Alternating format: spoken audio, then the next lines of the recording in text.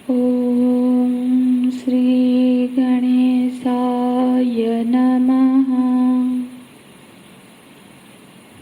ॐ श्री सरस्वत्यै नमः।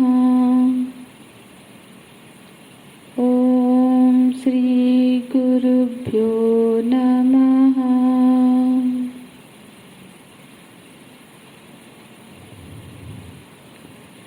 साधिमाम। श्री अर्जुन जी शिष्य भाव में भगवान के शरणागत होते हैं और ब्रह्म ज्ञान के लिए, तत्व ज्ञान के लिए ये एक अनिवार्य शर्त है। जब किसी साधक को अपने भौतिक सीमा का, अपने बौद्धिक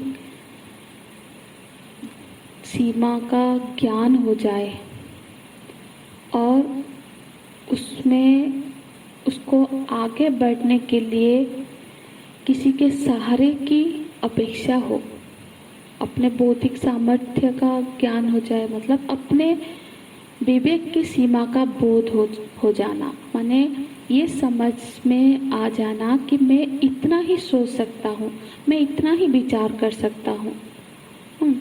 मतलब धर्म अधर्म के संदर्भ में, जीवन के संदर्भ में, सत्य के संदर्भ में, तत्व के संदर्भ में मैं इतना ही चिंतन कर सकता हूँ।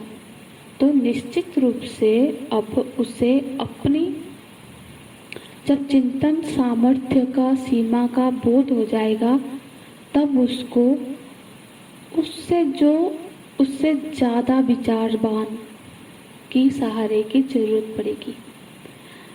अपने जो कोई भी यदि विचार कर रहा है, चिंतन कर रहा है, मनन कर रहा है, तो उसको ये जरूर ज्ञान होगा कि उसका सीमा क्या है, कितना वो सोच सकता है। तो फिर जब उसको प्रश्न आएगा मन में और वो उसका समाधान खुद से नहीं कर पाएगा, तब उसको किसी गुरु पर शक्ति की, गुरु की संधान होगी। तो जब ऐसी बौद्धिक निष्पत्ति होने पर ही किसी की, महापुरुष के वो शरण में शिष्य भाव से जाता है। हाँ, और साधिमाम ऐसा निवेदन करता है। अदरवाइज प्रायतः हमारे ये जो अभिमान है हमारे अंदर, वो ही ये प्रपन्न होने में बाधक होता है। जब हमको लगता है कि हम स्वयं निर्णय लेने में क्या अच्छा है, क्या बुरा है, ये निर्णय ले सकते हैं, तब ये शरणागति में बाधक होता है।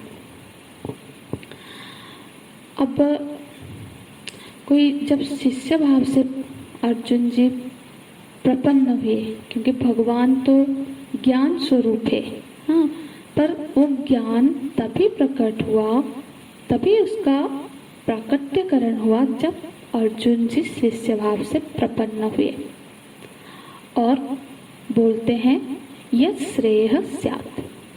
जो अब मुझे मेरी कोई भौतिक आकांक्षा नहीं है, मुझे श्रेय संबंधी उपदेश करिए। जब ऐसा कह के अर्जुन जी शांत हो गए, उसके बाद क्या हुआ? संजय उवाच। संजय जी बोलते हैं एवं उक्त्वा ऋषिकेशं गुडाकेशः परन्तप। तो अब संजय जी बोलते हैं गुडाकेशः परन्तप। परन्तप गुडाकेशः, गुडाकेश का ये विशेषण है।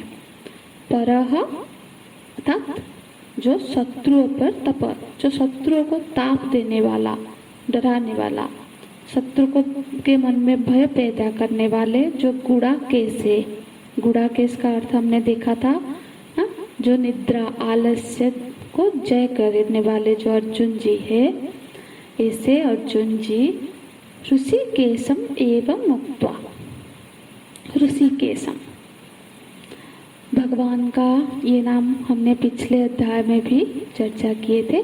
ऋषि माने अंतर्यामी। ऋषिकेशम,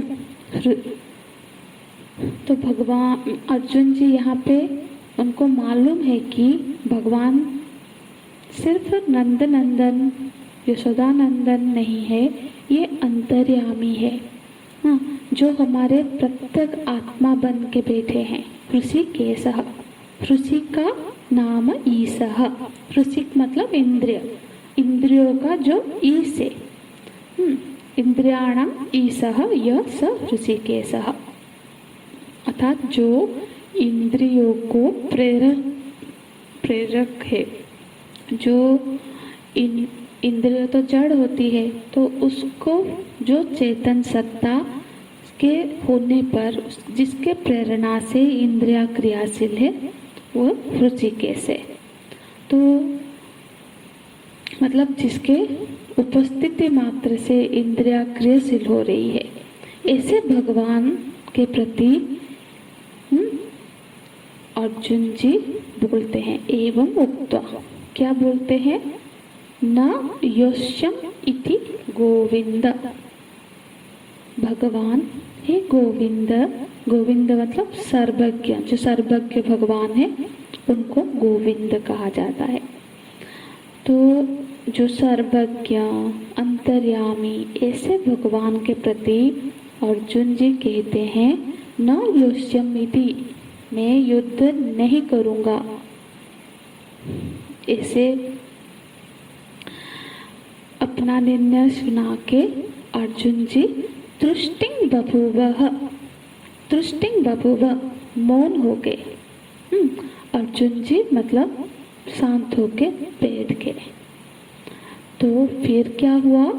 क्योंकि अब ये सुन के तो धृतराष्ट्र जी का बहुत उत्साह बढ़ गया होगा, तो फिर उनको संबोधन करके आगे के श्लोक में संजय जी बोलते हैं तमुवाच ऋषिकेशः प्रहसन्नेव भारत। भारत, यहाँ भारत संबोधन संजय जी धृतराष्ट्र जी के प्रति करते हैं। तो हे भारत, हे भरत वंशज, जब भारत शब्द यहाँ पे धृतराष्ट्र जी के प्रति कहा गया, यहाँ केवल वंश के संबंध से ही उनको भारत कहा गया है।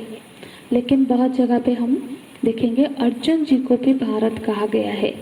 एक तो ये भी सही है कि वो भरत वंशज है, तो वो भी एक तो वंश के संबंध में भी है, पर ज़्यादा पर प्रतिभा के संबंध में भी उनको भारत कहा गया। हाँ, क्योंकि उनमें वो प्रतिभा है, क्योंकि वो भा माने क्या है? ज्ञान, तत्व ज्ञान, और उसको स्वीकार करने के लिए तुम तैयार हो, इसीलिए अर्जुन भारत है। गुणों से अर्जुन भारत है और वंश से सिर्फ धृतराष्ट्र भारत है। तो यहाँ पे एक अलगाव है। तो पर यहाँ पे संजय जी धृतराष्ट्र जी को संबोधन करते भारत, हे भारत। ऋषिकेशः तमुवाच, ऋषिकेशः प्रहसन्नेव तमुवाच। यहाँ पे ऋषिकेश कर्ता विभक्ति में है कि भगवान ऋषिकेश ने कहा। क्या कहा? तम उवाच मतलब उनके प्रति, अर्जुन जी के प्रति यहाँ पे भगवान ऋषिकेश बोलते हैं। और कैसे बोलते हैं? प्रहसन्नीव, थोड़ा मुस्कुराते हुए बोलते हैं। पहले थोड़ा सा मुस्कुराते हैं। तो मुस्कुराते क्यों हैं? देखो, हंसना कहाँ होता है, कहाँ थोड़ा मुस्कुरा हंस कर बोलता है? जहाँ असंगति दिखती है, मतलब दो एक वाक्य और क्रिया में जहाँ पे भेद दिखता है, कुछ बोलता है और कुछ करता है, तब हंसी आती। तो अर्जुन कहते हैं कि मैं शिष्य हूँ, मैं प्रपन्न हूँ, मैं आप मुझे श्रेय का मार्ग उपदेश करो, परंतु मैं युद्ध नहीं करूँगा, मैं नहीं लड़ूंगा। तो इस बात पर भगवान को हंसी आती है कि अच्छी शरणागति करते हो, निर्णय तो खुद ले रहे हो और मुझसे उपदेश चाहते हो, तो ये तो इसीलिए हंसते हैं, मतलब थोड़ा मुस्कुरा के बोलते हैं। हालांकि भगवान तो करुणा, उनके करुणा सागर है, वो तो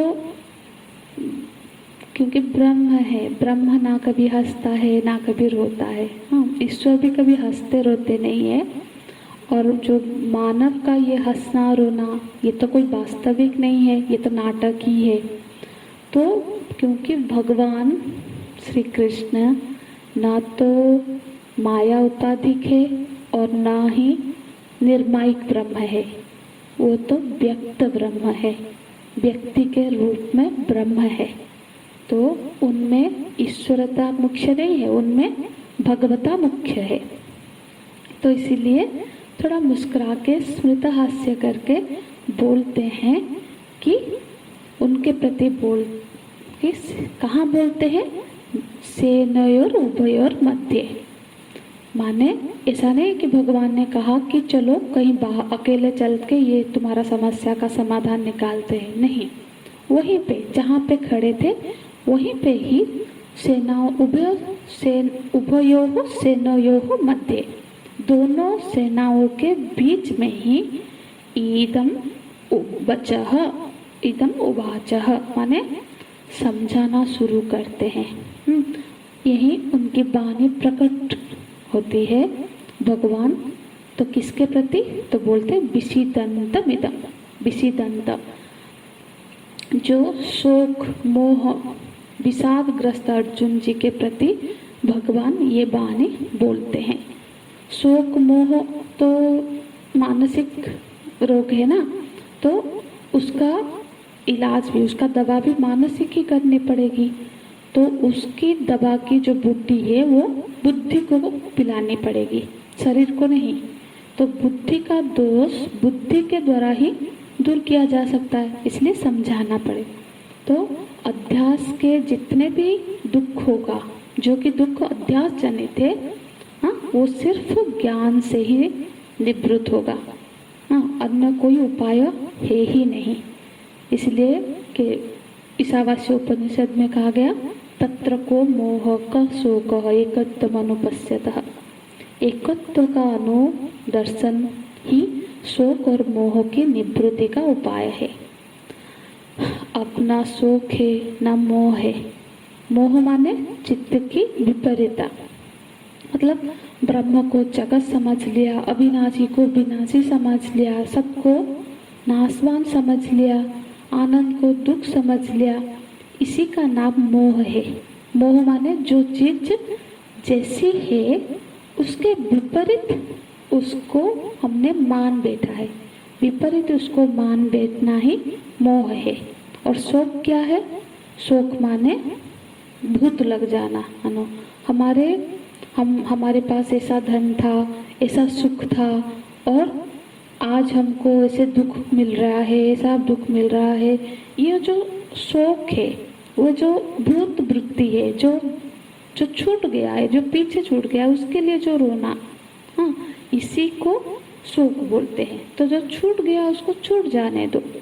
तो इस तरह से जो आत्मीय बंधुओं को विनाश की आशंका करके जो महाशोक सागर में निमग्न और जो अर्जुन जी है, उनके कल्याण के लिए, हाँ, तो उनको समझाने में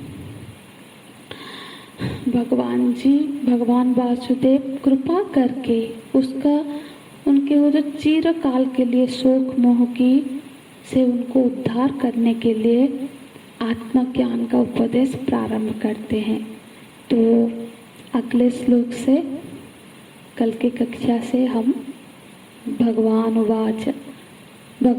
आत्मज्ञान का जो उपदेश करते हैं उसमें प्रवेश करेंगे। हरिओम तत्सत। ओम पूर्णमदः पूर्णमिदं पूर्णात् पूर्णमुदच्यते पूर्णस्य पूर्णमादाय पूर्णमेवावशिष्यते। ओम शांति शांति शांतिः। हरिः ओम। श्री गुरुभ्यो नमः। हरिः ओम।